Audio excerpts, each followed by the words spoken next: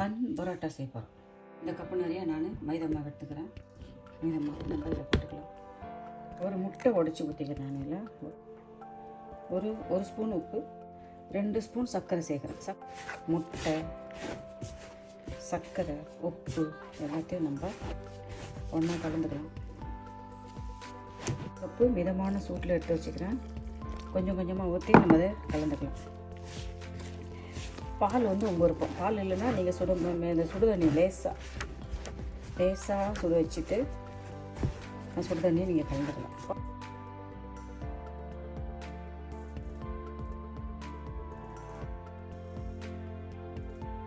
பாதி பால் பாதி தண்ணி கூட சேர்த்து நீங்கள் பேசிக்கலாம். இல்லை முழுசும் தண்ணி சேர்த்துக்கலாம், முழுசும் பால் சேர்த்துக்கலாம். இல்லை பாதி பால் பாதி தண்ணி சேர்த்துக்கூட நீங்கள் பேசிக்கலாம். இது நல்லா அழகாக பிசைஞ்சாச்சு பாருங்கள். இதான் இதோடைய பாதம் எப்படி இது பாருங்கள். நம்ம தண்ணியில் எண்ணெய் அழகாக பிசைஞ்சிட்டோம். இது அப்படியே ஒரு அரை மணி நேரம் இருந்துட்டு நம்ம செய்யலாம். இது மேலே சும்மா லைட்டாக கொஞ்சம் எண்ணெய் தடவிக்கலாம். இல்லைன்னா இது கொஞ்சம் அப்படியே காஞ்ச மாதிரி ஆகிடும். எண்ணெய் தடவி அழகாக வைக்கலாம். இருக்கட்டும். நம்ம இது ஒரு மணி நேரம், குறைஞ்சது அரை மணி நேரம், மேக்ஸிமம் 1 மணி நேரம் சென்று நம்ம இது செய்யலாம். அரை மணி நேரம் ஆயிடுச்சு. நம்ம பரோட்டா செய்யலாமா?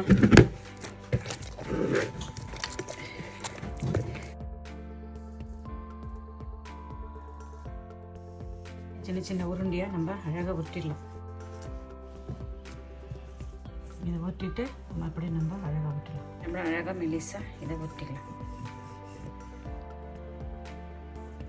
எண்ணெய் ஊற்றிக்கலாம்.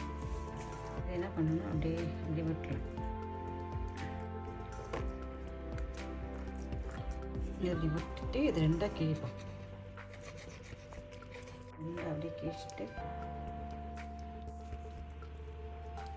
முடி வச்சு விட்டுட்டு அப்படியே எண்ணெய் தேய்ச்சிட்டு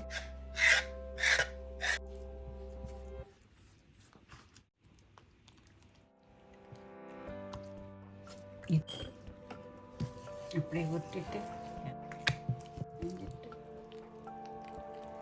இது இந்த மெத்தடில் செய்யலாம். ஒவ்வொரு மெத்தடில் மொத்தம் 3 மெத்தட்.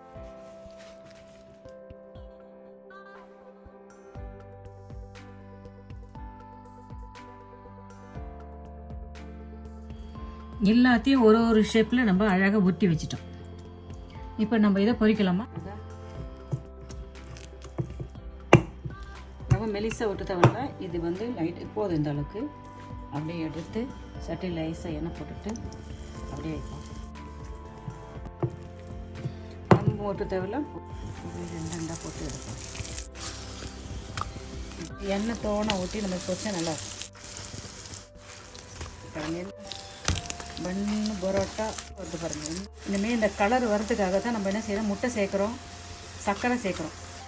மிதமான சூட்டில் அப்படியே போட்டு நம்ம அழகாக பொரிச்சு எடுக்கணும். அப்படியே வச்சிடலாம்.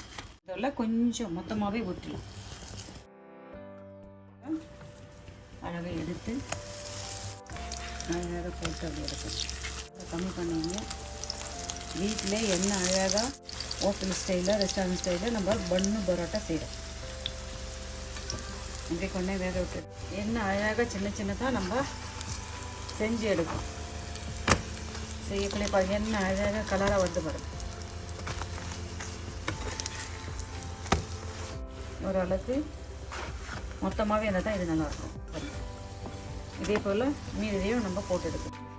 பன் பரோட்டா செஞ்சிட்டோம். எவ்வளோ சாஃப்டாக இருக்குது பாருங்கள். நல்லா அழகான சாஃப்டாக, அப்படியே சாஃப்டாக இருக்குது. நல்லா அழகாக இருக்குது. அதுக்கு நான் நினைக்கிறேன் பாருங்கள் என்ன அழகாக சத்தமே கேட்குது பாருங்கள். என்ன அழகாக பாருங்கள், என்ன அழகாக சாஃப்டாக, ரொம்ப நல்லா சாஃப்டாக நல்ல அழகாக இருக்குது.